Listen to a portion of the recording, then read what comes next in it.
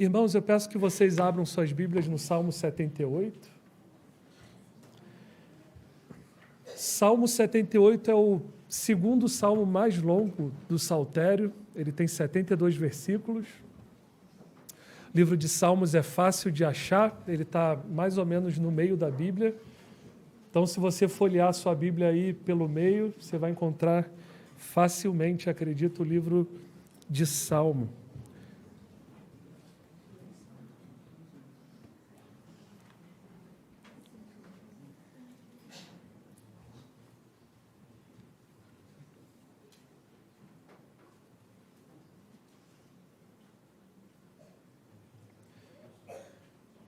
Salmo 78, nós não vamos ler o salmo todo, vamos ler do versículo 1 ao 8. Acompanhe com atenção, com fé, com expectativa a leitura da palavra de Deus. Assim diz o Senhor para a gente aqui hoje. Meu povo, escute a minha lei. Dê ouvidos às palavras da minha boca.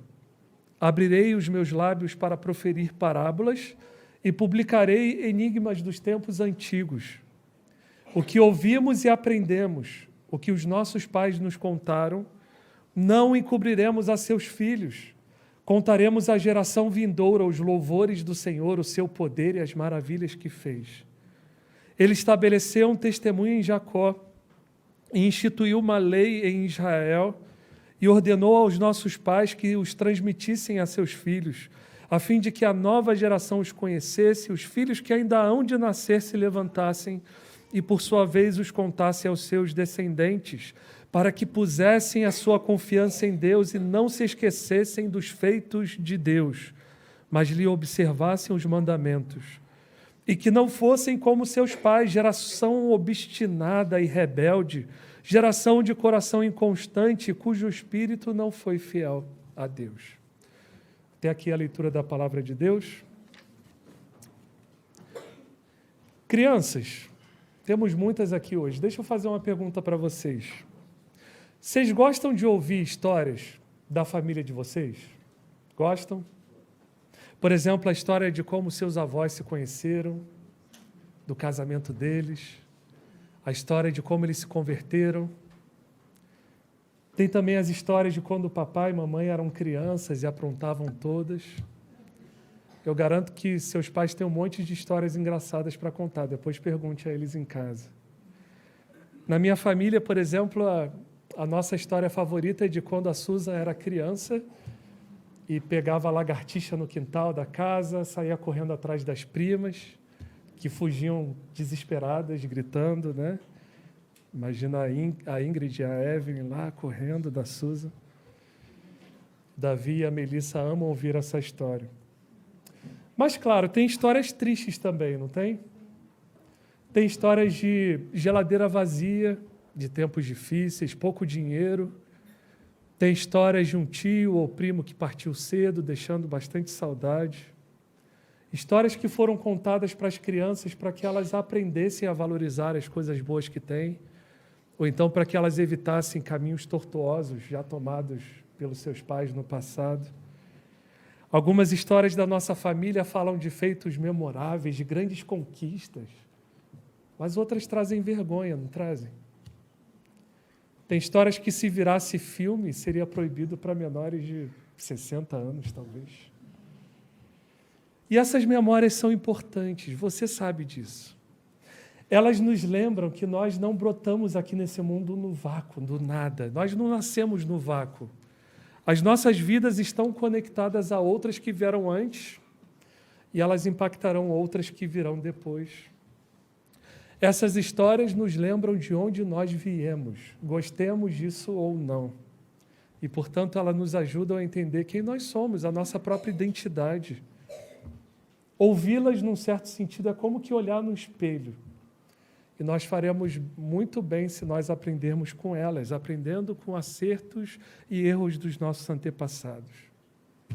Meus irmãos, hoje é isso que nós vamos encontrar aqui no Salmo 78. Asaf vai nos contar a história do nosso povo, do povo de Deus. É daqui que você e eu viemos, cristão. Essa história tem tudo a ver com a gente. Essa história nos fala de redenção, da doce providência de Deus, mas fala também da infidelidade, da rebelião do povo, que vai se desviar de novo, e de novo, e de novo, e de novo. E o Salmo 78 quer que nós prestemos bastante atenção a isso, para que respondamos ao Senhor em fé e obediência, e não como os israelitas fizeram no passado, e para que ensinemos a próxima geração a fazer a mesma coisa. Ok? Basicamente, essa é a mensagem do Salmo 78. Presta atenção à bondade de Deus, à sua fidelidade pactual, ao seu amor, para não fazer igual ao povo de Israel no passado, mas para confiar no Senhor e obedecê-lo, e para transmitir essa mensagem à próxima geração. Ok? Nós vamos ver isso em 2 pontos. E no primeiro ponto, Asaf vai chamar a nossa atenção. Você lembra quando o vovô fazia assim? Crianças, presta atenção que a história que eu vou contar agora é importante. Lembra quando seu avô fazia isso? É isso que o Asaf vai fazer aqui nos versículos 1 e 2. Dá uma olhadinha de novo nesses versículos. Meu povo, escute a minha lei. Dê ouvidos às palavras da minha boca. Abrirei os meus lábios para proferir parábolas e publicarei enigmas dos tempos antigos. Qual é o contexto aqui, irmãos? Quem era Asaf? Asaf era um levita bastante importante lá da época de Davi. E ele foi colocado pelo próprio Davi como chefe dos levitas que ministravam diante da Arca do Senhor, quando ela foi levada de volta para Jerusalém. Você pode ler sobre isso em 1 Crônicas 16. Então, Asaf tinha uma posição bastante importante de liderança, e ele aqui no Salmo 78, ele convoca todo o povo de Israel. Pessoal, presta atenção ao meu ensino. Meu povo, escute a minha lei. Essa palavra lei aqui, ela traduz a palavra Torá, que traz basicamente o sentido de instrução, de ensinamento. Algumas versões que eu gosto muito em inglês já trazem essa tradução como ensino. Então, basicamente, o que ele está falando é, pessoal, escute a minha instrução. O que eu estou falando é muito importante. Eu vou abrir os meus lábios em parábolas, eu vou publicar, eu vou tornar conhecido de todos, eu vou falar de forma que todos ouçam enigmas dos tempos antigos. E aqui não é que Asaf vai puxar a gente agora para um canto escuro da sala, começar a falar coisas enigmáticas, ocultas. Não, não, não. Ele vai dizer bem claro no versículo 3 do que se tratam esses enigmas dos tempos antigos. O que ouvimos e aprendemos, o que os nossos pais nos contaram. Isto é, pessoal, o que eu vou contar para vocês não é nada de novo. Eu vou contar uma história já conhecida de vocês. É uma história familiar, mas eu vou trazer revelação. Eu vou lançar a luz sobre a história do nosso povo, a história do povo de Deus, e eu vou trazer ensinamento. É nesse sentido que Asaf vai falar em parábolas. Então, basicamente, o Salmo começa, é fácil de entender. Prestem bastante atenção, meu ensino é muito importante. Isso me faz lembrar de uma história que eu ouvi quando ainda eu trabalhava na Petrobras como engenheiro contratado. Na época, a presidente da companhia, ela tinha fama de ser bastante durona, bastante firme com seus liderados, com gerentes executivos, com diretores. E aí conta-se, eu não sei se é verdade, mas era a história que o pessoal gostava de contar nos corredores da empresa. Parece que numa determinada reunião da diretoria, durante a apresentação da presidente, o celular de um dos diretores tocou, ele pegou o celular, olhou, atendeu baixinho, ele já ia saindo pela porta dos fundos para atender a pessoa lá fora, quando a presidente interrompeu a apresentação, olhou para ele e falou, aonde o senhor pensa que vai? Você está em reunião com a presidente da Petrobras. Não existe nada mais importante para você fazer do que estar aqui nessa sala e prestar atenção na minha apresentação. Reza a lenda que ele realmente baixou a cabeça, sentou de novo. Irmãos, sem dúvida aquela era uma reunião importante. Não é todo dia que você e eu temos a oportunidade de participar de uma reunião com a presidente de uma companhia como a Petrobras. Mas foi um exagero, não foi? Falar que aquela era a coisa mais importante para aquele homem fazer na vida. ela não tinha o direito de fazer aquilo. Ela exagerou ali. Agora, irmãos, quando Deus, o Criador dos céus e da terra, o nosso Criador, quando Ele coloca uma convocação solene como essa que está aqui no Salmo 78, presta atenção, escutem o meu ensino. Ah, meus amigos, é bom a gente ouvir. Essa convocação, sim, tem peso eterno. Não existe nada mais importante para você e eu fazermos do que escutarmos as palavras do nosso Rei. Primeiro, por causa de quem Ele é. Ele é digno de que nós paremos tudo para que o ouçamos. E segundo, porque nós precisamos desesperadamente das palavras dEle. As palavras de Deus são vida para nós. É na Bíblia Sagrada, a palavra de Deus escrita, que estão aquelas informações que são necessárias para a nossa salvação eterna, meus irmãos. Isso me lembra de Isaías 55. Ah, todos vós os que tendes sede, vinde às águas. Vós os que não tendes dinheiro, vinde, comprai e comei. Sim, vinde e comprai. Sem dinheiro e sem preço, vinho e leite. Ouvi-me atentamente, comei o que é bom e vos deleitareis com finos manjares. Inclinai os ouvidos e vinde a mim, ouvi, a vossa alma viverá. As palavras do Senhor são vida para nós, meus irmãos. Deus está nos convidando aqui, através de Asaf, a pararmos tudo e ouvirmos o seu ensinamento, a sua instrução. Ouçam a história que eu vou contar para vocês, a história dos seus pais, a história de como eu fui fiel a eles, mas como eles responderam com rebelião. Você precisa revisitar essa história e aprender com ela. Os versículos 3 e 4 seguem dizendo o seguinte: o que ouvimos e aprendemos, o que os nossos pais nos contaram, não encobriremos a seus filhos, contaremos à geração vindoura os louvores do Senhor e o seu poder e as maravilhas que fez. Notem, irmãos, como o salmo é construído. Nos versículos 1 e 2, Asaf começa falando individualmente, ele começa convocando o povo. E aqui no versículo 3 e 4, o povo responde. Asaf falou, ouçam as minhas palavras, o meu ensino, eu vou abrir minha boca, eu vou falar. E aqui todo o povo agora responde, nós não encobriremos aquilo que recebemos dos nossos pais. Todo o povo vai assumir conjuntamente, coletivamente, esse compromisso. Aquilo que recebemos dos nossos pais, não encobriremos a seus filhos. E olha que interessante, ele não fala, não encobriremos a nossos filhos. Ele fala, não encobriremos a seus filhos. Filhos de quem? De quem eles estão falando? De quem eles estão falando, afinal? O versículo 3 responde, o que os nossos pais nos contaram, não encobriremos a seus filhos, aos filhos dos nossos pais. Muito interessante isso. O povo tinha essa percepção de que os meus filhos não são só meus filhos. Os meus filhos são também filhos dos meus pais. Eu não estou num vácuo aqui, eu faço parte de uma linhagem, de um povo. E aqui todo o povo coletivamente está se comprometendo de passar adiante para a próxima geração a tradição, o bom depósito que eles receberam dos seus pais. Isso, meus irmãos, é significativo pelo seguinte: Deus deu a responsabilidade primária pelas crianças aos pais, papai e mamãe.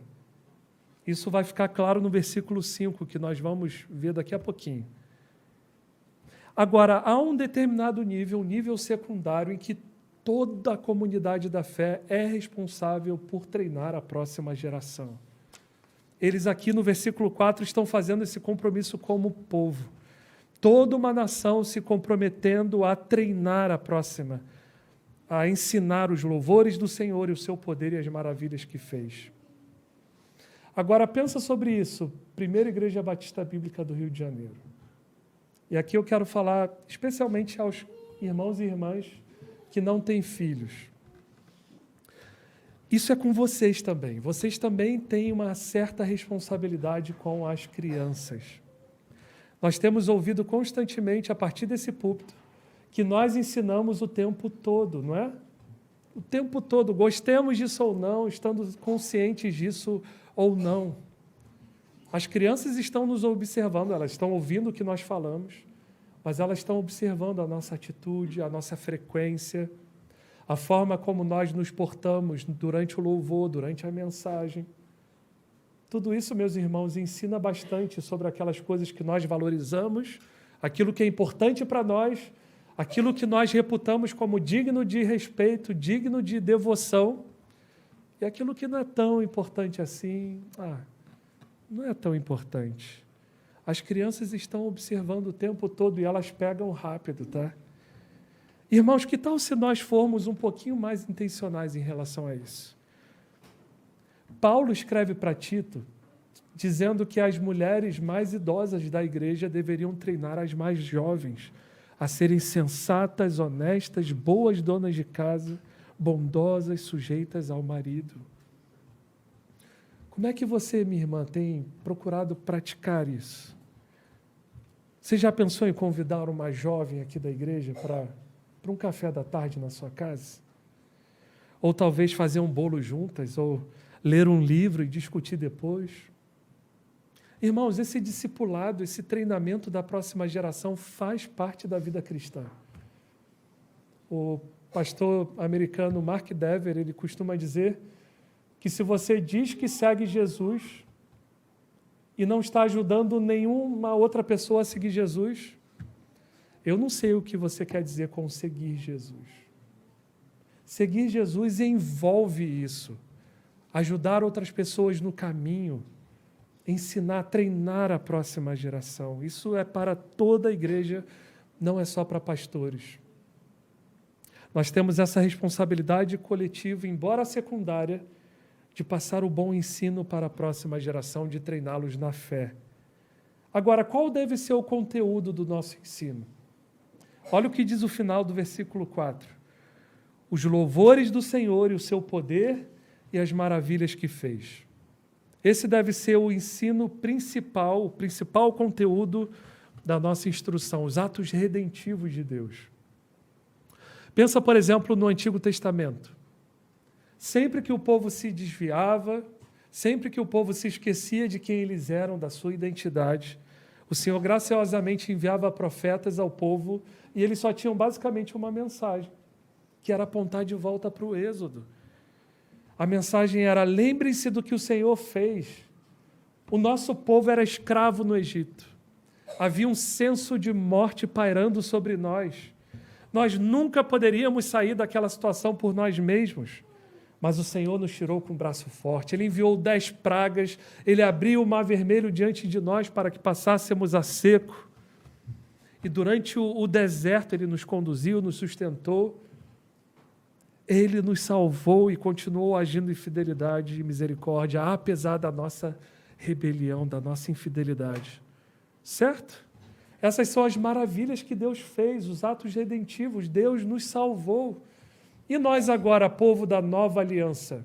E nós, igreja? Nós devemos olhar para o Êxodo? Não, agora nós temos algo mais glorioso e maior ainda para olhar. Nós olhamos agora para a cruz, onde o nosso grande mediador, Jesus, que é muito superior a Moisés, ele lidou com os nossos grandes inimigos, o pecado, o diabo, o mundo e a morte. E pela cruz, Deus nos tirou do reino das trevas, da casa da servidão, de onde nós nunca poderíamos sair, e nos transportou para o reino do Filho do seu amor. E agora, pelo sangue de Jesus, Deus fez conosco uma nova aliança que jamais poderá ser quebrada. Irmãos, nós devemos contar para a próxima geração, para as crianças, os grandes feitos do Senhor e o seu poder demonstrados na cruz. Esse é o principal conteúdo do nosso ensino para as crianças.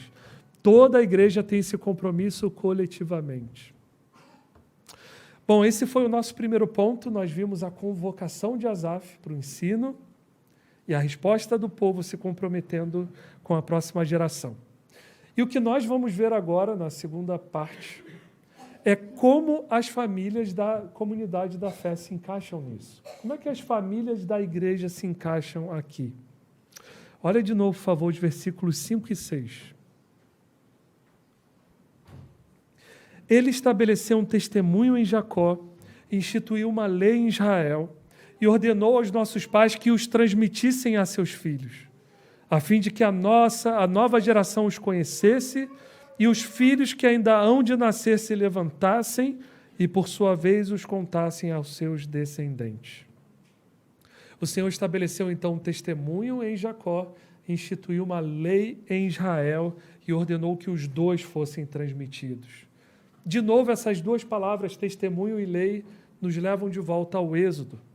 Você lembra que Deus tirou o povo do Egito e os levou, não diretamente para Canaã, mas Deus os guiou para o Sinai, onde Ele estabeleceu com eles a sua aliança e deu a eles os 10 mandamentos, as 10 palavras.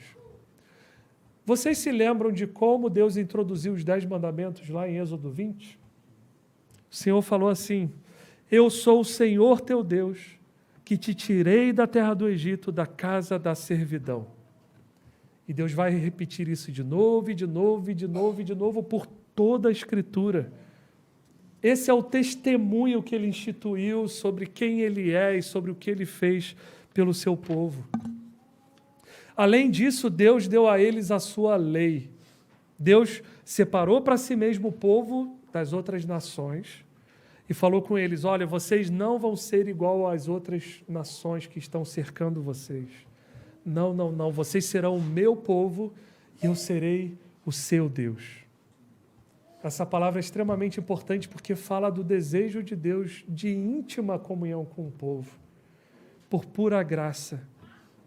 O povo não merece isso, mas Deus deseja ter comunhão perto, próxima do seu povo. Vocês serão o meu povo e eu serei o seu Deus. É nesse contexto gracioso que Deus dá a eles a sua lei. Vocês não vão ser igual às outras nações. Uma vez que eu tirei vocês do Egito, com mão forte, eu tirei vocês de lá. Agora vocês vão viver assim. E no meio disso, depois de instituir o seu testemunho e a sua lei, Deus dá essa ordem aqui no final do versículo 5. E ordenou a nossos pais que os transmitissem a seus filhos. Transmitissem a lei e o testemunho. Pergunta: onde nós vemos essa ordem claramente na Bíblia, de transmitir isso aos filhos? Ela aparece claramente em Deuteronômio 6. Logo depois que Deus fala o seu mandamento maior, segundo as palavras do próprio Senhor Jesus. Amarás o Senhor teu Deus de todo o teu coração, de toda a tua alma e de toda a tua força. Jesus falou que não há maior mandamento do que esse. Estamos aqui no ponto mais alto da lei. E o texto segue dizendo: estas palavras que hoje te ordeno estarão no teu coração. Tu as inculcarás a teus filhos e dela falarás assentado em tua casa e andando pelo caminho, e ao deitar-te, ao levantar-te. Também as atarás como sinal na tua mão e te serão por frontal entre os olhos, e as escreverás nos umbrais de tua casa e nas tuas portas. Irmãos, nós devemos inculcar as nossas crianças, os nossos filhos, diariamente, várias vezes por dia, em todos os cômodos da casa, se reparou? E fora dela também. Ao deitar-te, ao levantar-te, pelo caminho. Queridos, inculcar é repetir e repetir e repetir. É ensinar, é tirar dúvidas para que eles conheçam a verdade. Essa responsabilidade, meus irmãos, papai e mamãe aqui, Deus não deu à igreja. Deus não deu à Nívia, a diretora do departamento infantil. Essa responsabilidade é do papai e da mamãe. O Novo Testamento reafirma explicitamente essa ordem. Por exemplo, Efésios 6 diz o seguinte: vós pais, e aqui ele está falando com os homens, pai, homem, não provoqueis os vossos filhos à ira, mas criai-os na disciplina e na admoestação do Senhor. A ordem continua de pé, meus irmãos, papai e mamãe. E olha a extensão dela aqui nos versículos 5 e 6. Olha só. E ordenou a nossos pais que os transmitissem a seus filhos, a fim de que a nova geração os conhecesse. Filhos que ainda hão de nascer se levantasse, por sua vez, os referissem aos seus descendentes. Você reparou? Estamos falando de 4 gerações aqui. E é bom nós mantermos isso em mente quando nós ensinamos os nossos filhos. O objetivo não é que eles se convertam apenas, mas que eles também transmitam isso aos nossos netos, que por sua vez vão transmitir também aos bisnetos, e assim por diante até a consumação do reino de Deus, na volta de Jesus. No Novo Testamento nós temos um exemplo bem bonito disso acontecendo, de Timóteo, que tinha uma fé sem fingimento, que primeiro habitou na sua avó Loide, depois na sua mãe Eunice, e finalmente chegou até ele. Na minha família, a primeira a se converter foi minha bisavó, Carolina. Assim que a minha avó nasceu, ela era analfabeta, os netos a ensinaram, ajudaram a ler a Bíblia. Depois minha avó, que já foi criada numa família cristã, se casou com meu avô, que também era crente. Os dois criaram minha mãe e meu tio também na disciplina do Senhor, com toda dificuldade, com várias imperfeições, mas com fidelidade. Minha mãe, por sua vez, fez a mesma coisa comigo, com a minha irmã, e hoje eu tenho essa responsabilidade de fazer a mesma coisa com o Davi, com a Melissa e com a Cecília. Olha que privilégio eles têm, meus irmãos, já são a 5ª geração da minha parte. E eu espero que quando Jesus voltar, ele encontre descendentes meus aqui, aguardando ansiosamente o seu retorno, dizendo: Maranata, ora vem, Senhor Jesus. Essa é a responsabilidade que nós temos, meus irmãos, de passar a verdade adiante. Irmãos, considerem o que Deus fez. Mesmo depois do nosso pecado, Deus não ficou em silêncio. Se Deus tivesse ficado em silêncio, todos nós estaríamos completamente no escuro. Mas Deus se revelou. Ele instituiu um testemunho e a lei. Ele levantou profetas no Antigo Testamento, pessoas que eram como você e eu, mas que foram apontadas por Deus para serem seus porta-vozes junto ao seu povo, de forma que eles começavam as suas profecias dizendo: assim diz o Senhor.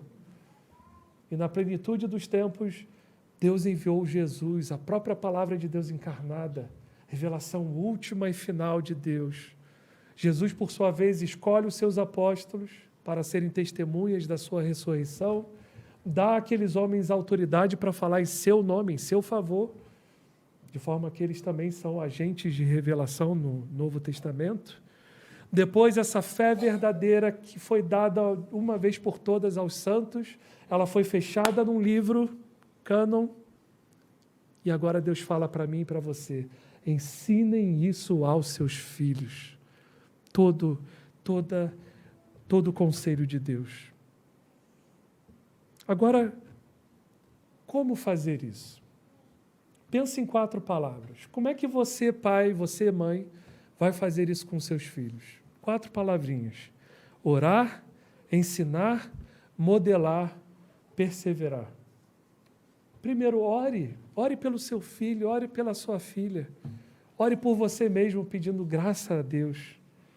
Ensine, não se canse. Ensine, tenha um tempo todo dia de leitura da Bíblia, ensine o seu filho. Modele, seja um exemplo das coisas que você tem ensinado. Paulo escreve para Tito que a nossa fidelidade, a nossa vida diante de Deus adorna a doutrina. Querido papai e mamãe, se você ama o Senhor Jesus, se você ama a palavra de Deus, se você fala dela com um brilho no olho, eu acho muito difícil o seu filho não ficar empolgado também com a leitura da Bíblia. Se ele vê em você esse exemplo de alguém imperfeito, de alguém pecador, mas que ama o Senhor Jesus, seu filho vai querer ouvir as histórias bíblicas. Seja um modelo para os seus filhos de alguém que ama o Senhor. e persevere fazendo essas 3 coisas. Não desista, seja diligente. Ore, ensine, modele e persevere. Deixa eu te dar 2 sugestões bem práticas aqui. Primeiro, se você ainda não tem, crie um hábito de fazer um culto familiar. Diário. 20 minutinhos, 15, 20 minutinhos, pode ser uma coisa bem simples, algo que você vai fazer hoje, amanhã e depois, e vai continuar fazendo. Você pode cantar 1 ou 2 hinos, ler um trecho da Bíblia, depois tira dúvidas, um pedido de oração para cada membro da família, deixe os mais simples com as crianças. Se você quiser fazer algo mais elaborado, trabalhe um catecismo infantil. 20 minutos, meus irmãos. Todo mundo aqui tem 20 minutos no dia. Em segundo lugar, não falte o culto público. A nossa devoção particular é importante. O nosso culto familiar é importante. Mas Deus coloca uma enorme ênfase no culto público. Há um mandamento expresso na carta aos Hebreus de que nós não devemos deixar de nos congregar. É aqui que nós cantamos a palavra, é aqui que nós lemos a palavra, oramos a palavra, ouvimos a palavra na pregação. É aqui que nós vemos a palavra nas ordenanças. Nós vamos fazer isso daqui a pouco na ceia do Senhor. Não perca o culto público por qualquer motivo, meu irmão, minha irmã. Lembra que você está ensinando as nossas crianças com a sua falta também. Bom, isso foi como fazer. Agora, finalmente, vamos ver por que nós devemos fazer isso. Por que nós devemos empregar tanto tempo, tanta energia ensinando as nossas crianças? Os versículos 7 e 8 vão responder isso. O versículo 7 de forma positiva e o versículo 8 de forma negativa. Olha o versículo 7. Para que pusessem a sua confiança em Deus e não se esquecessem dos feitos de Deus, mas lhe observassem os mandamentos.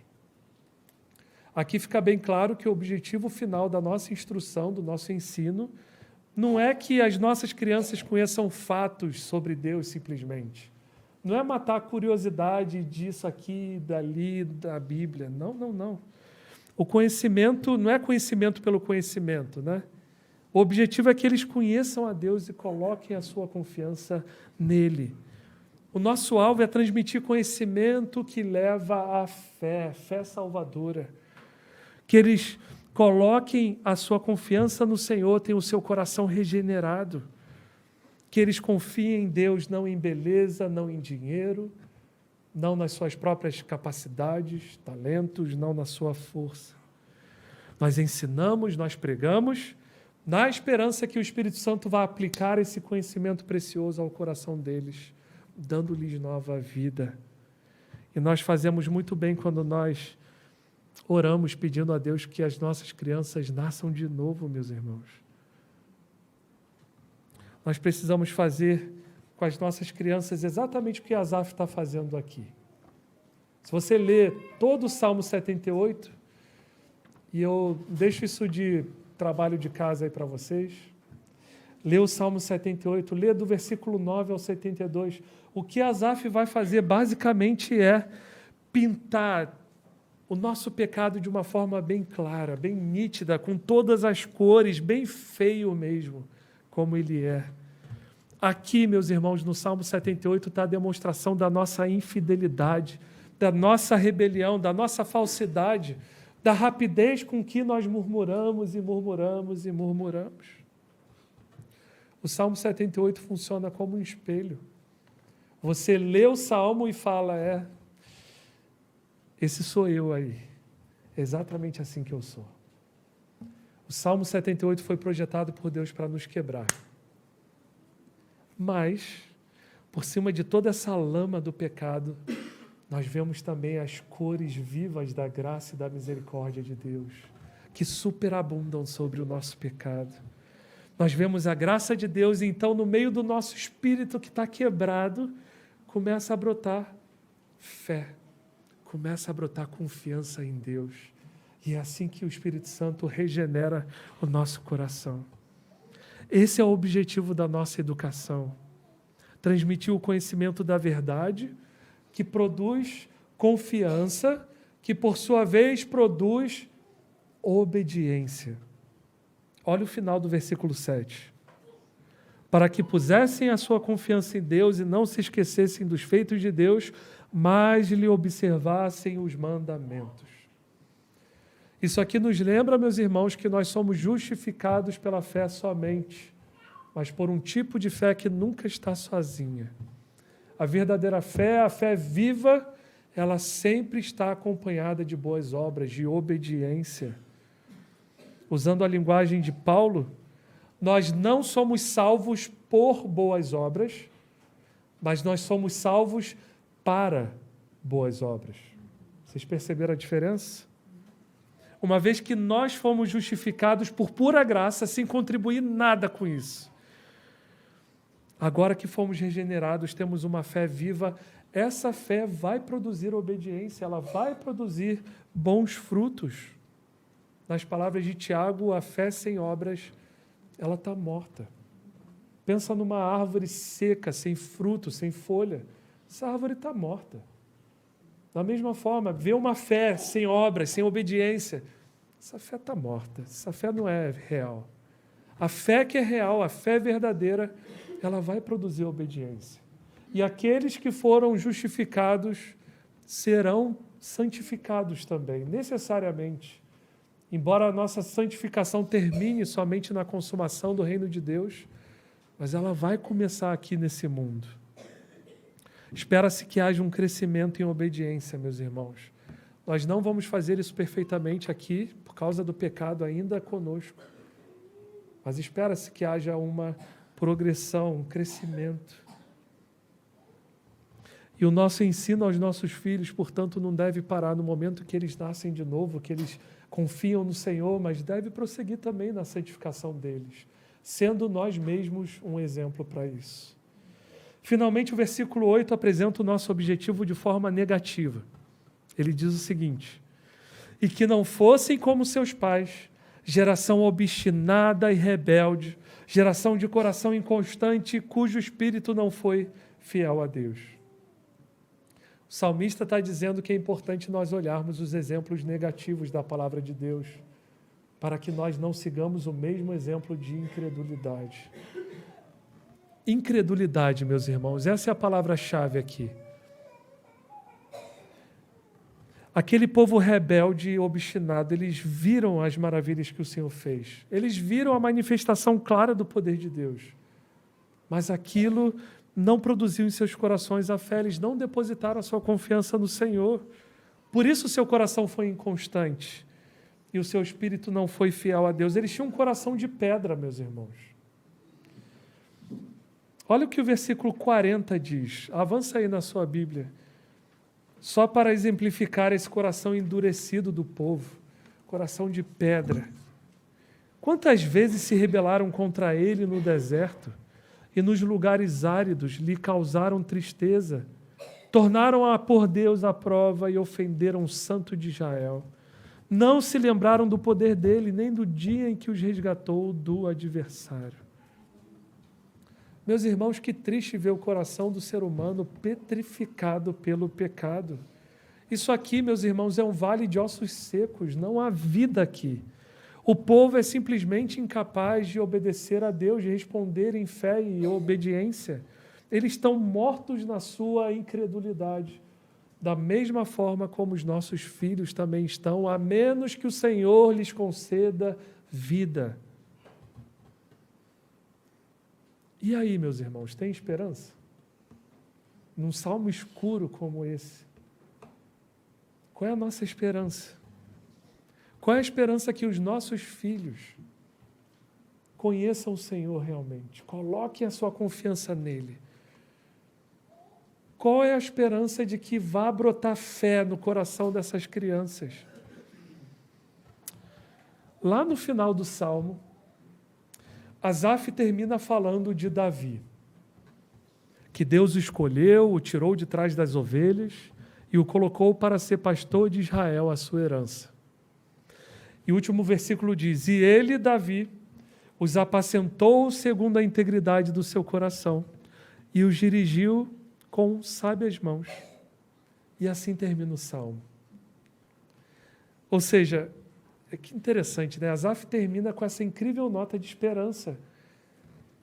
Parece que ele está dizendo o seguinte, olha, sim, a história do nosso povo foi marcada por rebeldia, infidelidade, o povo se desviou de novo e de novo. Foi horrível, mas tudo vai ficar bem agora. Agora nós temos um rei íntegro, um rei que vai nos guiar conforme a sua sabedoria, um rei segundo o coração de Deus. Não se preocupem, tudo vai ficar bem agora. Parece até um pouco de ingenuidade, não é? Como é que Davi vai lidar com a incredulidade do povo? O grande problema do povo está dentro do próprio povo. É o coração endurecido, o coração incrédulo. Como é que Davi vai lidar com isso?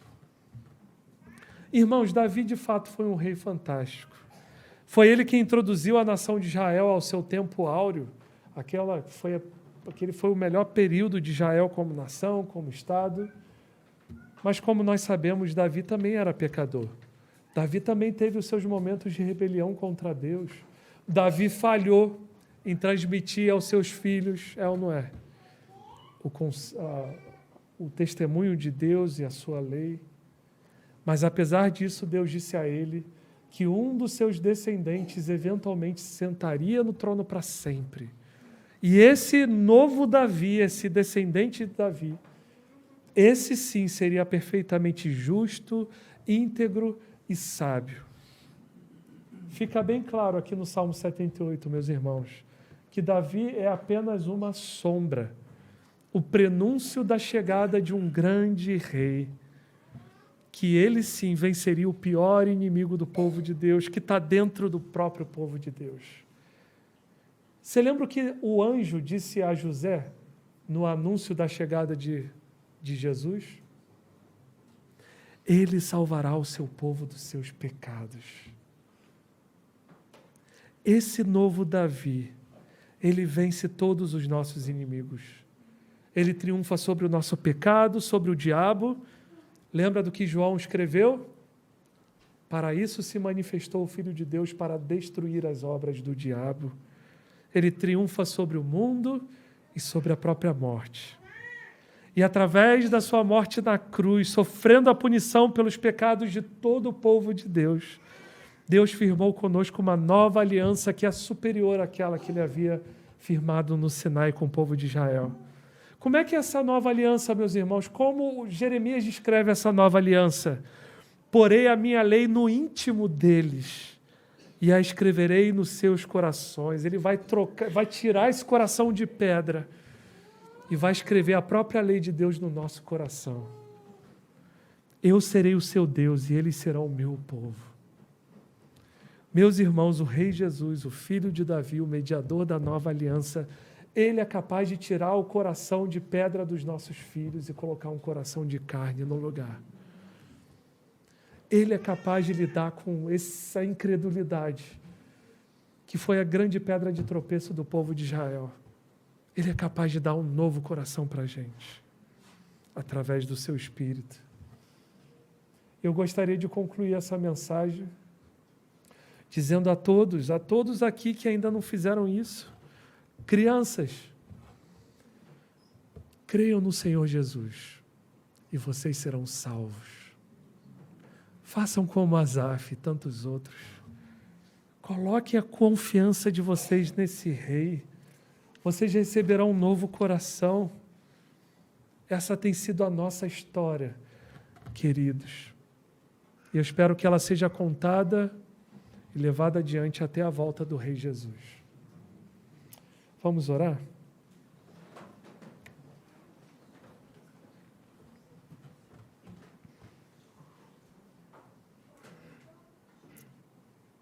Pai bendito, a Tua palavra é realmente um espelho. Nós vemos nela a nossa rebelião, a nossa incredulidade. Nós vemos o nosso pecado, a forma como nós afrontamos a Tua santidade diariamente. E na maioria das vezes nós nem nos damos conta, nem nos importamos com isso. Nós entristecemos o Teu Espírito. Pai, dá que nenhum de nós aqui saiamos e simplesmente nos esqueçamos disso. Agora que nós vimos a Tua palavra, dá que, se há alguém aqui que ainda não fez isso, que essa pessoa coloque a sua confiança no Senhor Jesus e clame por esse rei Davi, esse novo rei Davi. Jesus, filho de Davi, tenha compaixão de mim. Que esse seja o clamor aqui de muitos que ainda não fizeram isso. Alcança as nossas crianças pela Tua misericórdia, pela Tua graça. Dá-lhes nova vida. Por favor, Senhor. Pedimos em nome de Jesus. Amém.